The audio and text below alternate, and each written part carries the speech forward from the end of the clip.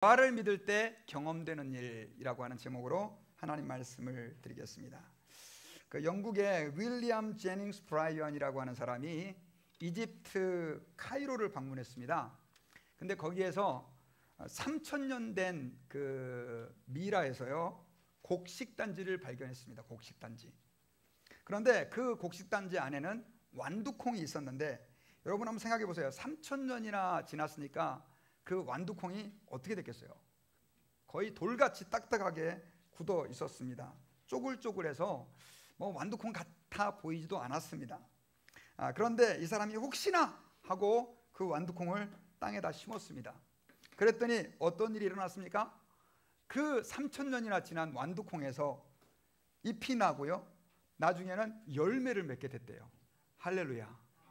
이것도 할렐루야인지 모르겠지만 얼마나 놀라운 일입니까? 이 이후부터 이 사람은요 이렇게 생각을 하게 됐어요.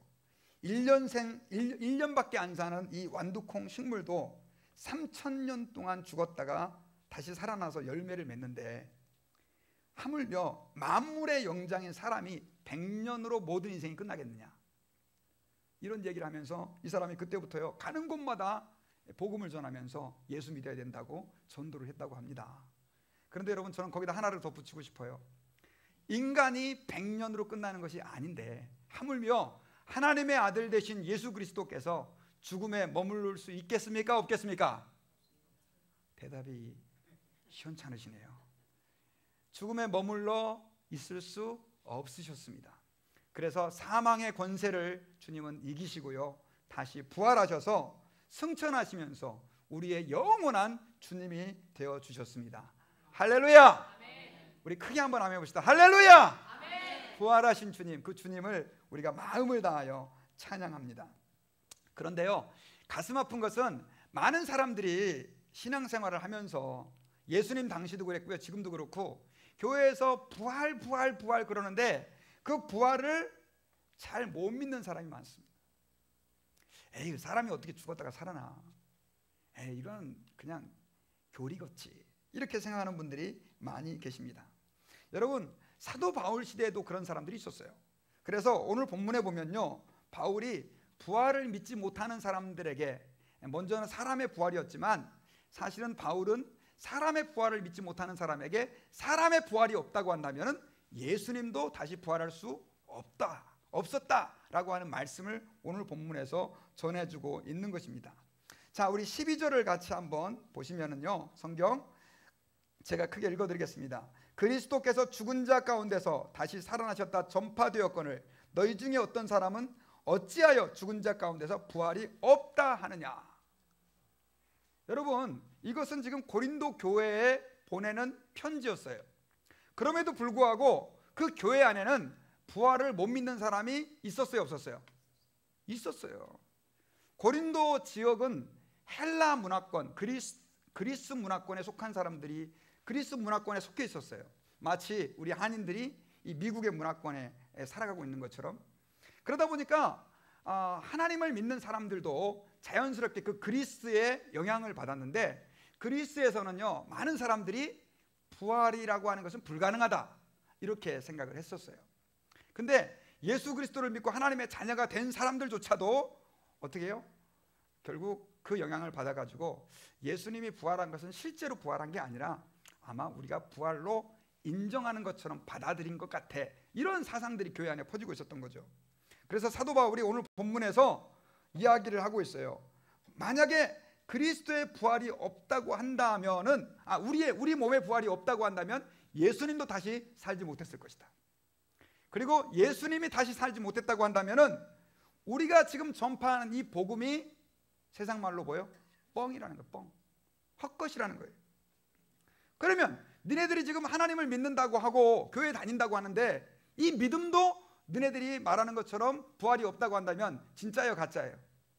가짜라는 뜻이죠. 그러면 결국 이 세상에서 가장 거짓말을 많이 하는 사람들은 말씀을 가르치는 사역자들이에요. 오늘 제가 그랬잖아요, 예수님 부활했다고. 근데 부활이 사실이 아니라고 한다면 제일 거짓말장이가 누굽니까? 목사죠. 근데 저는 죄가 없어요. 왜냐하면 저도 배웠거든요, 그렇게. 그러니까 누가 그 얘기를 했냐, 주님의 제자들부터가 다 뭐예요? 거짓말장인 거예요. 기독교는 완전히 뭐예요? 거짓말의 종교가 되는 거예요. 여러분, 그리고 예수 믿는 사람이, 사도 바울은 뭐라고 얘기하냐면, 만약에 부활이 없다고 한다면요, 19절에 만일 그리스도 안에서 우리가 바라는 것이 다만 이 세상의 삶뿐이면 모든 사람 가운데 우리가 더욱 불쌍한 자다. 여러분, 만약에 부활이 없으면 여러분 정말 불쌍한 사람들이에요. 아멘. 근데요, 저는 더 불쌍해요. 더 불쌍해. 여러분들보다 더 불쌍해요. 저는 예수님의 부활에 제 인생을 걸었거든요. 여러분들도 마찬가지겠지만, 여러분, 예수님의 부활이라고 하는 것은 그래서 너무나 분명한 사실인데, 근데 이 부활이 잘 안 믿어지나 봐요. 그래서 여러분, 성경을 보면요, 예수님께서 부활하셨을 때 그 부활을 이 고린도 교회 교인들만 안 믿은 게 아니라 예수님의 제자들도 그 부활을 못 믿었어요. 여러분, 예수님께서 십자가에서 잡히시고 나서, 십자가에서 못 박혀 죽으시고 나서요, 그 다음에 이제 3일째 부활을 하셨는데, 주일날 새벽이죠. 몇 시인지는 잘 모르겠습니다. 갑자기 큰 지진이 나면서 하늘에서 천사가 내려와 가지고, 그 당시 예수님의 무덤은 동굴처럼 생긴 그런 무덤이었었어요. 그래서 그 무덤의 돌문을 굴려냅니다. 그리고 예수님께서는 거기서 이제 부활하시는데, 글쎄 어떻게 부활하셨는지는 성경에서 구체적으로 잘 안 나와 있어요. 근데 그때 돌문 밖에는요, 그 무덤문 밖에는 누가 있었습니까? 파수꾼들이 있었어요. 혹시나 제자들이 시체를 훔쳐갈지도 모르는 두려움 때문에 대제사장들이 파수꾼, 로마의 정예 그 병사들로 그 무덤을 지키게 했습니다. 봉인까지 했어요. 그런데 파수꾼들이 천사가 와가지고 돌문을 굴려내는 그 장면을 보고 기절해 버렸어요. 그리고 얼마 안 있다가, 아마 얼마나 충격적으로 기절했는지, 하여튼 뭐 그 사람들 그냥 거의 뭐 혼비백산이 되어버렸어요. 근데 얼마 안 있다가 이제 여인들이 왔어요. 여인들이 와가지고 거기에서 이제 천사도 만나고, 그 다음에 예수님이 그 무덤에 없는 걸 발견하고 누구에게 달려갔습니까? 속히 제자들이 있는 곳에 달려갔어요. 그래서 제자들이 있는 곳에 막 달려가가지고 제자들한테 예수님이 부활하셨다고 천사의 그 말을 그대로 전해줬습니다. 그때 제자들이 다 할렐루야, 주님 부활하셨네, 믿었죠? 예, 안 믿었습니다. 아무도 안 믿었어요. 베드로는 요한과 함께 에이 설마 하면서 무덤에 막 달려가서 확인해 봤어요. 근데 없으니까 예수님 어디 갔지? 나중에 마르다가 또다시 어떻게 무덤에 왔다가 거기서 또 천사를 보고 계시를 봤죠. 거기에서 예수님께서 갈릴리로 가실 것이라고 하는 그 말씀을 듣고 또 다른 제자들에게 얘기했는데, 다른 제자들도 역시나 그 부활을 믿었을까요? 안 믿었을까요? 안 믿었습니다. 참 가슴 아픈 얘기죠. 여러분, 예수님께서는요, 자기의 공생의 3년 동안 제자들에게 여러 번 자신이 죽으시고 부활할 것을 예언하셨어요. 그런데 특별히 잡히시기 전에는 3번이나 분명하게 내가 사람들에게 잡혀서 고통을 당하고 죽은 지 3일 만에 부활할 것이라고 분명하게, 죽은 지 며칠까지? 3일이라고 하는 날짜까지 다 예언을 했습니다. 그런데 제자들은 그 말을 제대로 믿지 않았고요, 또 실제로 부활했다는 소식을 들었음에도 불구하고 그들은 믿지 않았습니다. 그리고 여러분, 예수님께서 부활하신 이후에 2명의 제자가 엠마오로 가고 있었습니다. 아마도 이제는 끝났다라고 생각하고 자신의 삶을 찾아서 엠마오로 가고 있었던 것 같아요. 근데 그곳에 누가 나타나셨습니까? 예수님께서 나타나신 거예요. 부활하신 예수님께서. 그래서 그들과 한참 이야기를 많이 하셨어요. 근데 이 제자들은 그 부활하신 예수님을 알아봤어요? 못 알아봤어요? 아예 그들은 에이 설마 예수님이 죽은 지 다시 살아나겠어, 이분이 예수님이겠어. 아마 예수님께서는 그 부활하기 전과 약간은 다른 모습으로 부활하신 것 같아요. 전혀 몰랐던 거예요. 그러다가 나중에 예수님께서 말씀을 풀어서 설명해 주니까 그때서야 그 제자들의 마음이 뜨거워지면서 그분이 부활하신 예수님인 것을 알게 됐죠. 여러분, 제자들도 예수님과 직접 함께 대화하면서도 그들은 예수님의 그 부활을 못 믿었어요. 그리고 여러분, 또 한 명의 아주 유명한 부활을 못 믿은 제자가 한 명 있죠. 누굽니까? 도마는요, 이제 예수님께서 나중에 한 일주일 정도 지나서 이제 제자들이 모여 있는 곳에 나타나셨어요. 하도 안 믿으니까 이제 자기가 직접 이제 보여주시려고. 그래서 이제 제자들과 함께 10명의 제자들과 함께 이야기도 나누고 뭐 이런저런 말씀도 전해주시고 하셨어요. 근데 공교롭게 그 자리에 누가 없었습니까? 도마가 없었어요. 나중에 이제 도마가 와보니까 뭐 제자들이 부활하신 예수님을 만났다 뭐 이런 얘기를 하는 거예요. 그러니까 도마가 뭐라고 그럽니까? 뻥치지 마라. 너네 뻥치지 마라. 거짓말하지 마라. 그러면서 야야 진짜야 우리 10명이 다 봤어. 그랬더니 도마가 나는 그 손에 못자국을 만져보고 허리에 창자국을 만져보기 전까지는 절대 못 믿어. 야, 참 대단하죠. 그런데 나중에는 예수님께서 다시 도마가 있을 때 찾아오시죠. 그러고 나서 내 손에 못자국을 만져보고 허리에 창자국을 만져봐라. 그리고 주님이 유명한 말씀을 하셨죠. 보지 않고 믿는 자가 보고 믿는 자보다 복이 있다. 여러분 제가 왜 지금 이런 얘기를 여러분들과 하느냐면요, 부활을 믿는다, 예수님이 정말 몸이 죽었다가 살아난 것을 믿는다라고 하는 것은 어쩌면 우리에게 너무나 당연한 것처럼 보이지만 이게 쉬운 거예요? 쉽지 않은 거예요? 쉽지 않은 거예요. 예수님의 제자들마저도 그걸 못 믿었어요. 처음에는 직접 예수님이 자신의 몸을 보여주니까 그때서야 그들이 믿게 되었다라고 하는 것입니다. 그리고 오늘날 크리스찬들도 마찬가지입니다. 교회 다니면 우리는 사도신경을 고백하죠. 전능하사 천지를 만드신 하나님 아버지를 내가 믿사오며, 우리는 이제 개정판 나는 전능하신 아버지 하나님 천지의 창조주를 믿습니다. 근데 거기에 보면 예수님에 대해서 뭐라고 고백하냐면 그는 부활하시고 승천하시고 이런 말씀을 들어 고백한단 말이에요. 근데 많은 사람들이 그런 고백을 하지만 자기의 마음으로 진짜 예수님이 죽음 가운데서 부활하신 분으로 안 믿는 분이 많아요. 안 믿는 분이. 여러분 특별히 오늘 이 부활주일에요, 여러분들 가운데 아직도 잘 그 부활이 믿어지지 않는 분들이 계신다면 오늘 이 날짜부로 그 불신앙이 완전히 해소될 수 있기를 주의 이름으로 축원합니다. 영국의 한 젊은 변호사인 프랭크 모리슨이라고 하는 사람이 있습니다. 이 사람도 부활을 못 믿었어요. 그래서 죽은 자의 부활은 절대로 일어날 수 없는 일이다, 이런 얘기를 했어요. 근데 사람들이 다 부활을 믿어요, 안 믿어요? 믿으니까 너무 화가 나가지고요, 예수 그리스도의 부활을 반박하는 아주 명글을 쓰기로 작정을 했습니다. 그래서 여러 가지 세밀한 조사와 연구 끝에 놀라운 사건이 일어나고 말았는데요, 이 사람이 그리스도의 부활을 완전히 믿게 되었대요. 할렐루야.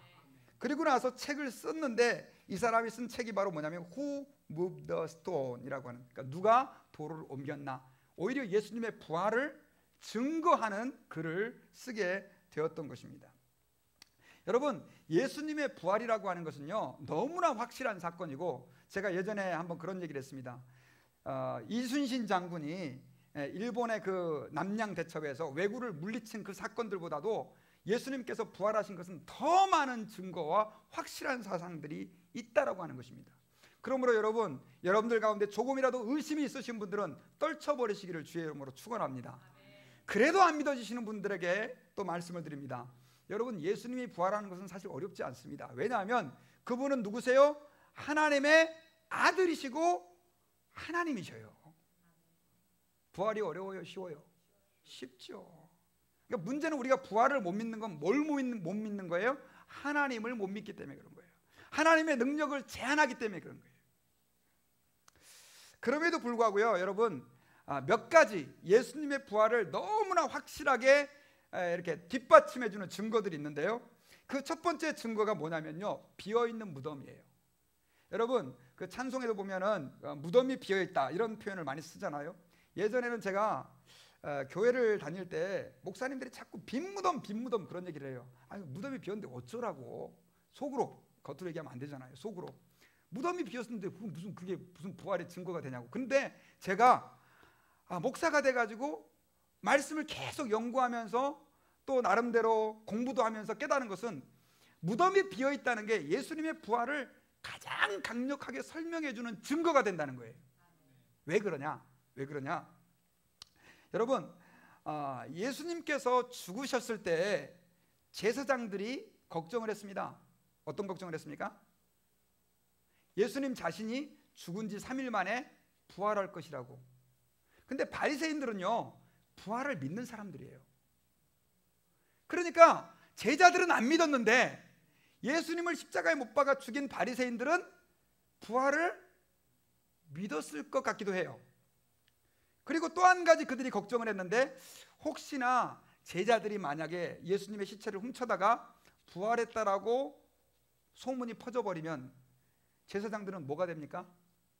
세상 말로 떡이 되는 거죠. 그래가지고요, 이 제사장들이 예수님께서 이제 죽으시고 나서 무덤에 안치되었을 때 파수꾼을 명령해 가지고요, 그거를 봉인을 했습니다. 임봉, 씨를 한 거예요. 씨를. 그래서 만약에 그 임봉을 만약에 누군가 건드리거나 뜯으면 그 사람들은 말 그대로 처단당합니다. 죽습니다. 그리고 그 파수꾼들로 그들을 지키게 했어요. 왜냐하면 만약에 예수님의 시체가 없어져 버리면 제사장들과 이 유대 사회는 엄청난 문제에 휩싸이게 되기 때문에 그렇습니다. 근데 그렇게 철저하게 무덤을 지켰는데 무슨 일이 일어났습니까? 천사가 와가지고요, 결국 그 돌문을 굴려내고 예수님은 부활하셨어요. 이게 문제가 된 거예요. 문제가 된 거예요. 그 파수꾼들이 혼비백산이 돼가지고 누구에게 달려갔을까요? 제사장에게 달려갔어요. 큰일 났습니다. 큰일 났습니다. 뭐 번쩍하더니 뭐 사람같이 생긴 게 와가지고 돌문을 굴려내더니 죽었던 시체가 벌떡 일어나서 뭐 걸어 나갔습니다. 뭐 이런 식으로 설명을 했겠죠. 그러니까 제사장들이 뭐라고 얘기를 했냐면요, 야, 이 큰일 났다. 이제 우린 끝장이다. 야, 너네 지금부터 입단속 사래. 내가 너네 살려줄 테니까 너 사람들한테 이제 뭐라고 퍼뜨리냐면, 뭐죠? 제자들이 와서 시체를 훔쳐갔다고 전해라. 그냥 그렇게 소문을 퍼뜨려. 이렇게 말을 맞춘 거예요. 여러분, 지금도요, 여러분 목사 가운데서도 그렇게 얘기하는 사람이 있어요. 목사 가운데서도 자유주의 신학을 공부한 사람들요. 또 조금 예수님의 부활에 대해서 연구했다는 사람들이 그런 주장들을 하는 사람들이 많이 있어요. 그러나 여러분, 말이 됩니까? 예수님의 제자들이 감히 예수님의 시체를 훔칠 만한 자격이, 그런 힘이 있어요, 없어요? 없어요. 왜요? 어떻게 알 수 있어요? 예수님이 잡히셨을 때 베드로는, 가장 예수님의 수제자라고 하는 베드로는 예수님을 3번이나 부인하면서 마지막에는요, 영어로 curse, 예수님을 저주하면서 결국 예수님을 배신했잖아요. 그런 제자들이, 그리고 나머지 제자들은 어떻게 됩니까? 다 도망가 버리는데 어떤 제자는 너무 다급해갖고 벌거벗은 채로 옷까지 벗어던지고 도망가요. 이런 제자들이 그 로마의 정예병사가 지키고 있는 무덤에 가가지고, 야, 내가 예수 그리스도의 시체를 빼내가지고 거짓말로 예수님 부활했다고 소문 퍼뜨려야지. 여러분 생각할 때 말 됩니까, 안 됩니까? 안 되죠. 제자들은 그런 용기가 있는 사람들이 아니에요. 그리고 여러분 오늘 보세요.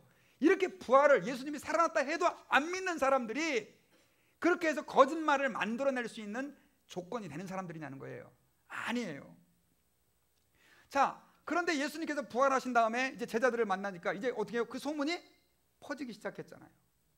이러니까 또 어떤 사람들이 이렇게 얘기를 해요. 아유, 그게 아니고 제사장들이 시체를 갖다가 어디다 이렇게 숨겨놨겠지, 꼬부쳐놨겠지, 이렇게 얘기하는 사람들도 있어요. 근데 여러분 한번 생각해 보세요. 시체가 없으면 제일 손해보는 사람들이 누구예요? 예? 제사장들이에요. 예수님을 죽인 사람들. 그리고 막 지금 예수님이 부활했다라고 막 소문이 퍼지면서 완전히 예수님을 따르던 사람들이 다 그냥 완전히 절망해 버렸는데, 막 모이고 막 일어나고 막 오순절날은 막 몇천 명씩 회개하고 막 그러니까, 여러분 한번 생각해 보세요. 제사장들이 다 달라봐. 여기 좀 봐. 이렇게 탁 이렇게 덮어놓고요. 여기는 성찬이지만, 자, 다 여기 보시라. 자, 개봉박두 오픈을 딱 했는데 예수님 시체가 딱 나왔어요. 어떻게 됐을까요? 그냥 다 이제 끝난 거죠. 예. 예수님 죽었는데 얘들 지금 다 뻥쳤다, 거짓말했다, 예수님 부활했다고 이렇게 말할 수 있는데, 그런 일이 일어났습니까, 여러분? 그들은 아무 말도 하지 못했어요. 그리고 여러분, 더 놀라운 것은 그 예수님의 제자들을 거짓말하는 사람이라고 생각하고 잡아서 감옥에 가두던 그 사람 가운데 한 명이었던, 누구요?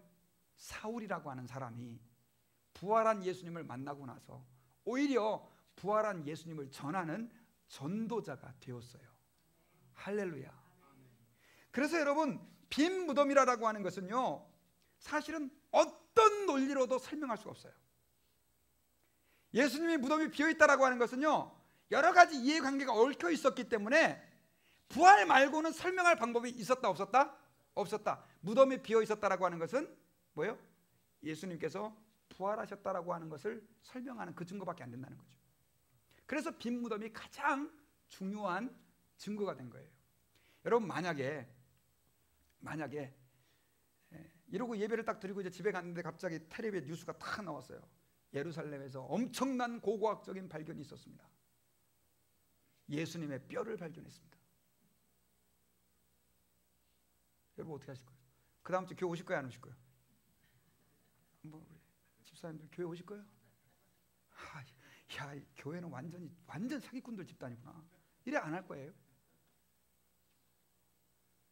여러분 어떤 사람들은 뭐 석가모니의 뼈가 발견됐고 뭐 무슨 마호멧의 뼈가 발견되고 우와 하면서 우상시하지만 우리는 절대로 예수님의 뼈가 나타나면 안 돼요. 왜냐하면 그분은 죽음을 이기시고 부활하셨기 때문에. 우리는 그 부활하신 주님을 믿는 거예요. 믿습니까 여러분? 그리고요 주님의 부활이 너무나 확실한 또 한 가지 이유는요, 증인들이 너무 많아요. 증인들이. 여러분 증인들이 너무 많은데 얼마나 증인이 많으냐, 성경에 보니까요, 우리가 오늘 읽었던 본문 앞쪽에 보면요, 바울이 예수님의 부활에 대해서 말하면서 4절과 5절과 6절 7절 8절에서 이렇게 말하고 있어요. 장사 지낸 바 되었다가 성경대로 사흘 만에 다시 살아나사 게바에게 보이시고 후에 12제자에게와 그 후에 500여 형제에게 일시에 보이셨나니 그 중에 지금까지 태반이나 살아있고 어떤 이는 잠들었으며 그 후에 야고보에게 보이셨으며 그 후에 모든 사도에게와 맨 나중에 만삭되지 못하여 난 자 같은 내게도 보이셨느니라. 사도 바울이 한 말이에요. 근데 예수님의 부활을 목격한 사람이 몇 명이었다고 오늘 본문에 나와 있습니까? 500여 형제. 몇 명이 부활을 목격했다고요? 500여 형제. 죄송하지만 예수님 당시에는요, 여자들이 사람 취급을 못 받았어요. 그래서 숫자에 안 넣었어요. 그러면 남자만 500명이 봤으면 여자들은 몇 명 봤을까요?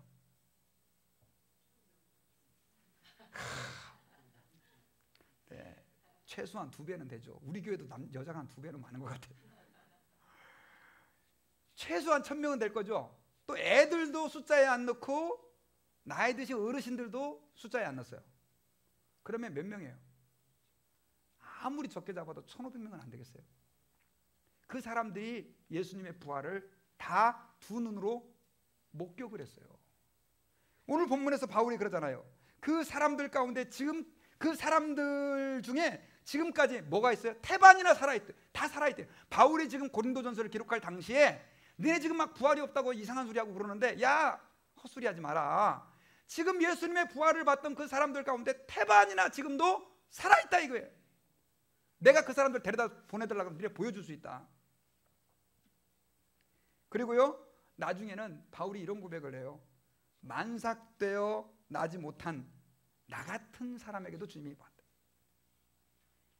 바울이 그러니까 달수를 다 못 채우고 태어난 나와 같은 사람에게도 부활의 주님이 나를 어떻게 해주셨다? 만나주셨다는 거예요. 여러분 증인이 있죠. 증인이. 여러분 유대인들은요, 어떤 사실을 증명할 때 꼭 2사람 이상, 죄송합니다, 여자는 아니고요, 남자 2사람 이상의 증인이 필요합니다. 남자 2사람 이상이 왔을 때 그것을 사실로 인정해 주세요. 그런데 예수님의 부활은 몇 명이나 증인이 있었다고요? 500여 형제. 그러니까 이건 더 이상 할 말이 없는 거죠. 예수님의 부활은 너무나 명백한 사실이었습니다. 특별히 여러분, 예수님 오늘 그 바울이 그 형제들을 얘기하면서요, 고린도전서 15장 7절에 그 후에 야고보에게 보이셨다 이렇게 돼 있는데요, 이 야고보는 누구냐면 예수님의 남동생입니다. 예수님께서 바로 이 남동생이 있었는데 이 남동생의 이름이 야고보인데, 이 야고보라고 하는 이름은 영어로는 제이콥, 그리고 구약에는 야곱이라고 하는 이름에서 나온 이름이에요. 근데 이 야고보가 어떤 사람이냐면요, 이 예수님이 공생의 사역을 시작하는 걸 보고 예수님 보고 미쳤다고 얘기했습니다. 왜냐하면 형제인데 갑자기 뭐 성령 받았다, 내가 뭐 메시아라 그러더니 가서 세례를 받더니 막 금식하고 뭐 병 고쳐준다고 막 그러면서 아예 그냥 이렇게 막 사람들 막 몰고 돌아다니니까 야고보의 입장에서 보면 예수님이 어때요? 도른 거죠. 미친 거죠. 정말 주님께 죄송한데 그렇게 성경이 표현을 하고 있어요. 그런데 나중에 예수님께서 십자가에서 죽으시고 부활한 것을 야고보가 목격하고 나서 이 사람이 주님의 사도의 반열에 들어와요. 그래서 예루살렘 교회에서 가장 중요한 위치에 이 야고보가 서게 돼요. 여러분, 우리가 지금 보고 있는 야고보서라고 하는 성경이 바로 그 야고보에 의해서 기록이 됐어요. 여러분, 제가 지금 몇 사람의 예를 들었지만은요, 우리는 주님 앞에서 예수님이 부활했다라고 하는 이 명백한 사실을 어떤 이유로도 부정할 수 없다는 사실을 기억을 해야 됩니다. 자, 그렇다고 한다면 이 예수님의 부활이 이렇게 분명하고 확실하고 역사적인 사실이라고 우리가 인정할 때 이 부활을 믿는 사람에게 어떤 일들이 일어날까요? 제가 간단하게 몇 가지로 말씀을 드리기를 원하는데요. 첫째는 죄사함의 확신을 가질 수 있어요. 자, 부활을 믿는 사람들은 뭘 가질 수 있냐면 죄사함의 확신을 가질 수 있어요. 여러분, 예수님께서 십자가에서 죽으셨잖아요. 그리고 하나님의 아들이심을 부활을 통해서 증명하셨다고 한다면 여러분들에게 한번 여쭤볼게요. 그분이 왜 고난을 당하시고 그분이 왜 십자가에서 죽으셔야 했어요? 예수님은 수없이 말씀하셨어요. 내가 너희들의 죄를 짊어지고 고난을 당하고 십자가에서 죽는다, 이렇게 말씀하셨단 말이에요.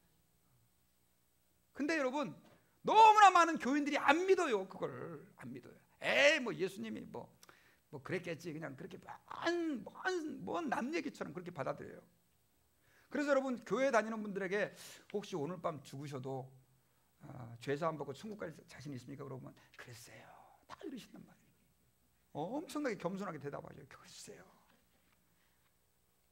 아니, 예수님이 형제님의 자매님의 죄를 위해서 십자가에서 죽으셨어요. 그렇긴 그래요. 믿긴 믿는데 죄사함 받으셨어? 그럼 글쎄요, 죄가 그런다고 없어지겠어요?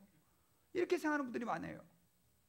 예수님의 십자가의 죽음과 나의 죄를 연결시키지 않는 거예요.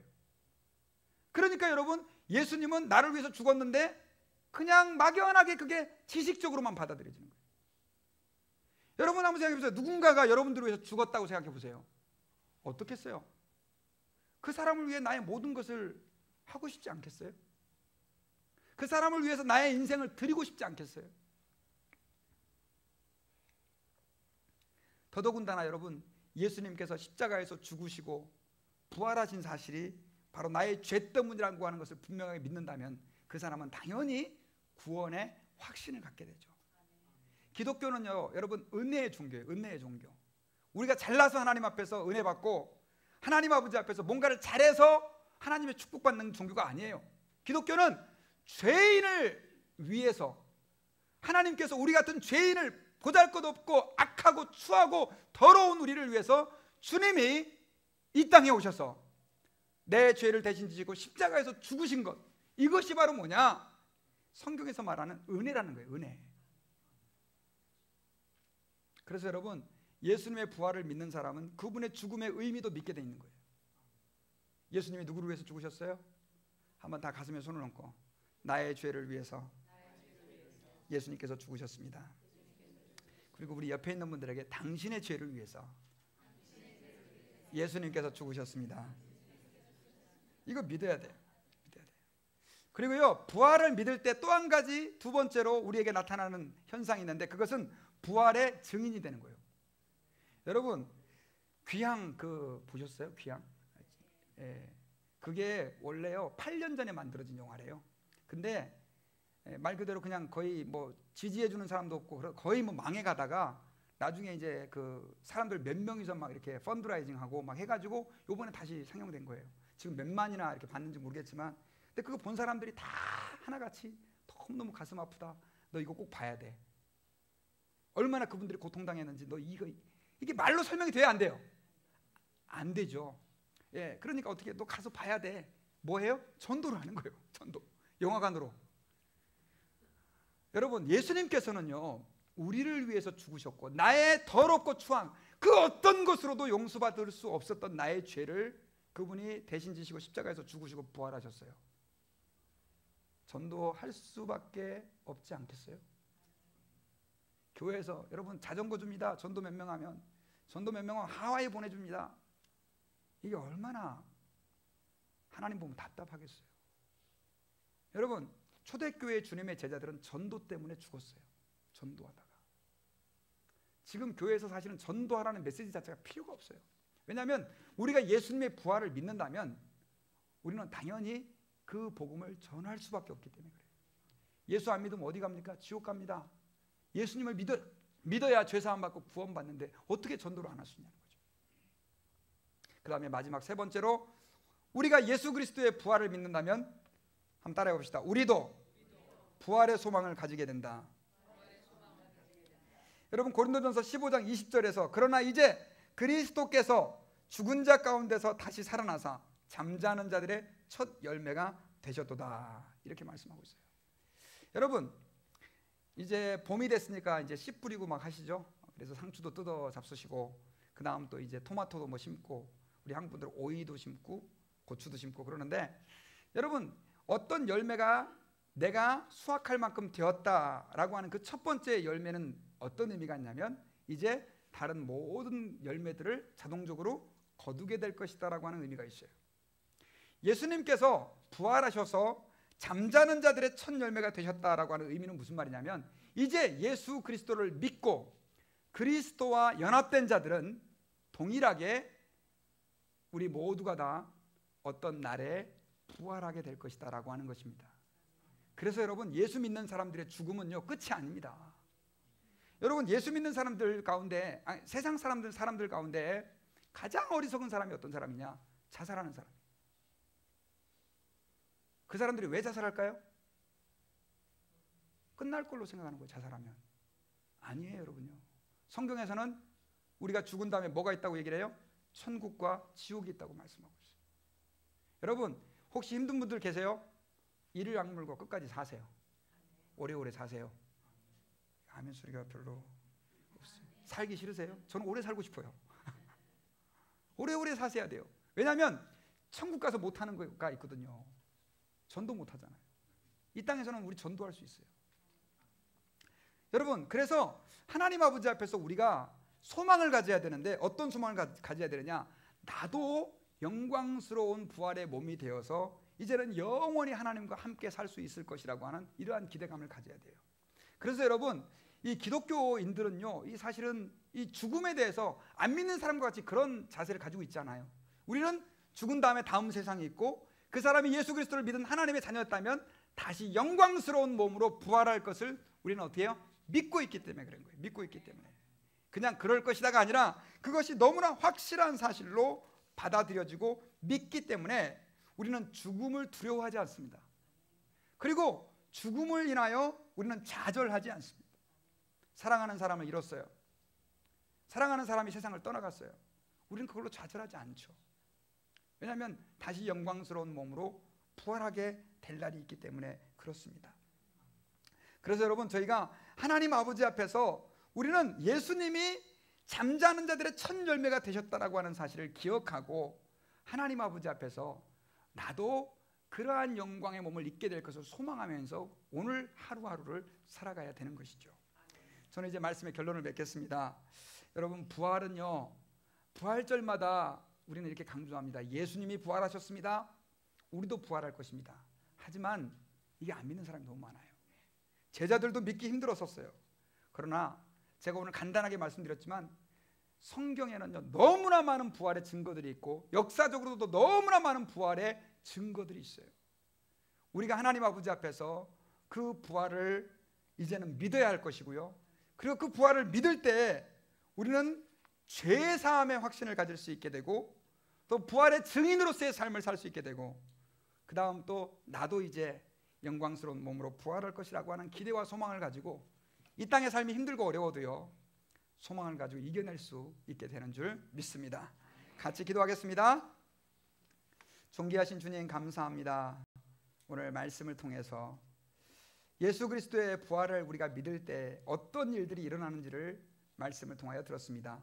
하나님 아버지여 저희들 가운데 함께 하셔서 그 부활이 우리의 지식으로만 받아들여지는 것이 아니라 관념 속에만 머무는 것이 아니라 우리의 가슴으로 믿어지게 하시고 부활을 믿었던 제자들이 목숨을 걸고 주의 복음을 증거하며 하나님을 섬기며 주님 믿고 살았던 것처럼 우리에게도 그러한 은혜를 허락해 주시기를 간절히 기도합니다.